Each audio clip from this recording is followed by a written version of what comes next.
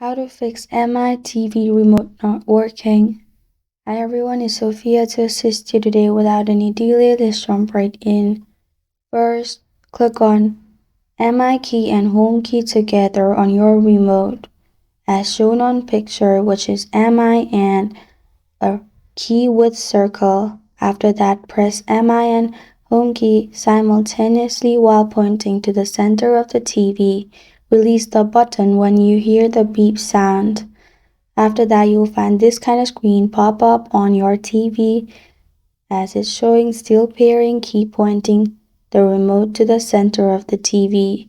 After you're done, it will show paired and your problem will be fixed. That's how to fix MI TV not working. Thank you for joining me today. If this video helps you out, please leave a like and subscribe for more.